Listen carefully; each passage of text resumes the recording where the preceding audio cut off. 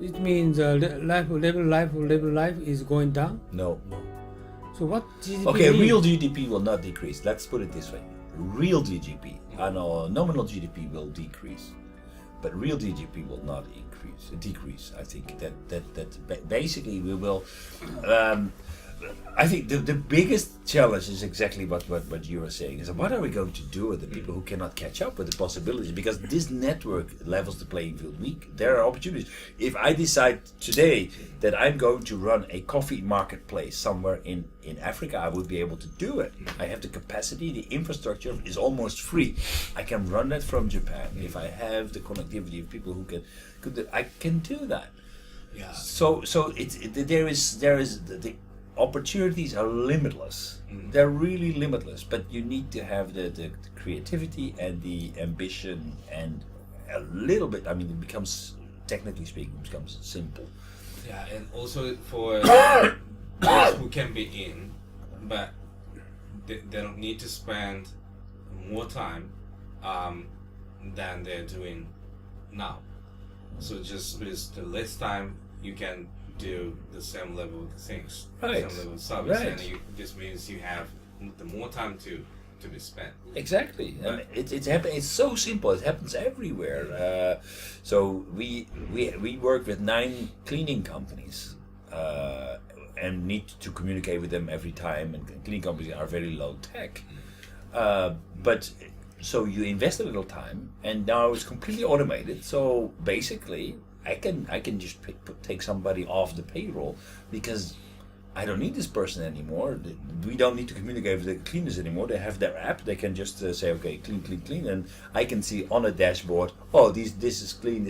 Somebody calls, I want to check in early. Oh, I look at the map. Okay, yeah, so you can go. It's done already, or it's not. So basically, we don't need anybody anymore. So we went from 21 people to 6 people. That will happen. That basically means that we provide less employment for people. We still make the same amount of money. Are we becoming very much more profitable? No, because there are other companies that are also increasing their productivity, and that means that their rates will be pushed down. And since if the prices are going down, then basically the margins are going almost towards zero marginal cost. So basically, for us to be more efficient is more a way of surviving than to actually becoming wildly profitable. So since the more people or more things will be on the equal condition, but I cannot believe these things and the world will be more fair, more neutral. Well, that is absolutely. I mean, we are leveling the playing field, but I mean, you need to be a good player in order to survive in this world, and that's a big problem. But it's also a problem for the people who are able to survive, because what good does all the money in the world do if everybody out there around you doesn't have that money and is out for you? You need to think about, okay, do I want to live in a society where everybody's after my money, where if I can't be safe, if I'm constantly under threat? I mean, you can be a millionaire in Nairobi, but believe me, you will have to put yourself in jail in order to hold on to that money, because everybody will be after you to get it. So you need to put guards at your door, and so is that a good life? So there's the next question for society. So how are we going to make sure that the people who cannot survive in the new economic model, and then we will go through a transition process, and education will change and all these things, but I feel that this could actually lead to a bigger gap between people who have and who have not. So not divergence. Because basically any idiot, we have like the internet, the IoT. Any idiot with a you don't need a lot of capital to start a business. Like Facebook didn't cost anything to make. It was made by two guys in a dorm room. Doesn't cost anything, but they leverage That with a little piece of software, they leverage the internet infrastructure, and before you know it, they build an empire thanks to the infrastructure that's there. Everybody can do that, but there's only a few people who do. Yeah. So you kind of the value like the Facebook in past 5 or 10 years. We saw this Facebook as new service and new value. Right. Then thereby we are connected. But someone started to say no, thank you for any more the connection. Right.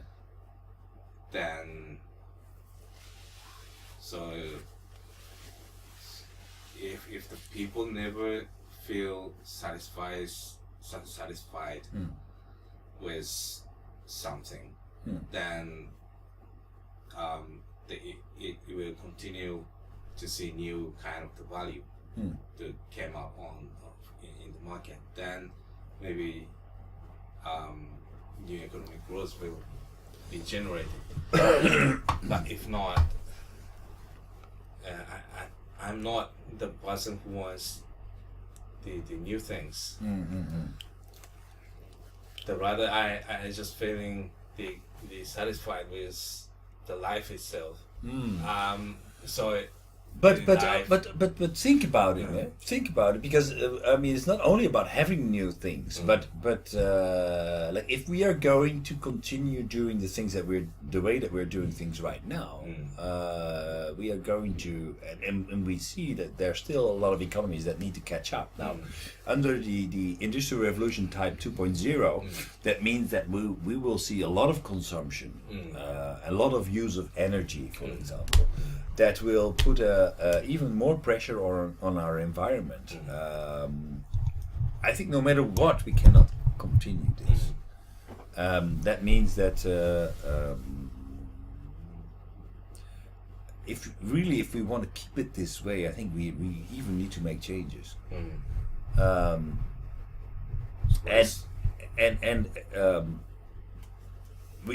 So what he's saying is that we need to. We need to do this. It will empower the people, but it will also lead to big redistribution problems, as we've seen with globalization. That also causes big redistribution problems. We saw in the Zara video that some people get immensely rich, but a lot of people they live under the poverty line, trying to make ends meet under the same system. So there are winners and losers there, but. Unfortunately, I do not have the answer to the problem. But I think the answer, what I feel is that what we were talking about before the video started, is that we need to make sure that people who are benefiting from this system, they give something back and they take their responsibility. That since we will be less focused on ownership and more about providing. For example, transportation services or logistic services or whatever. That we will be less into owning stuff. We'll be less materialistic. Also, believe that if it becomes very apparent with every article that you buy, that you can see, okay, where does this come from? How was it made? Was it environmentally friendly produced? Did the people who made it, did they get a fair price for their contribution to the product or service? And if we can make that transparent, I believe that, and we can make put that into a brand, then I believe that there will be a lot of people who will be prepared to pay for that. The people who win, and that will make sure that there will be more fairness, and we will live in a better, more environmentally more healthy environment. So that problem can only be solved from the consumer side.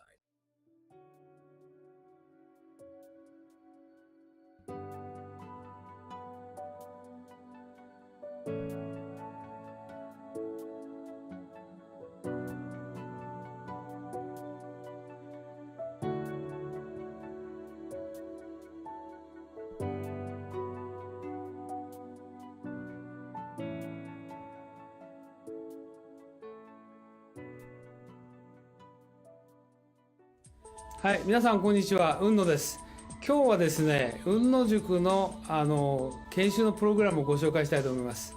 で、こういうふうなホームページありますけれども、ぜひですね、一度中身をご覧になっていただきたいと思います。今日はブーキューブさんのスタジオに来て、この収録をしておりますので、中身はこういうふうになってて、今最近ホットなね、グローバルリーダーの定義など書いてあります。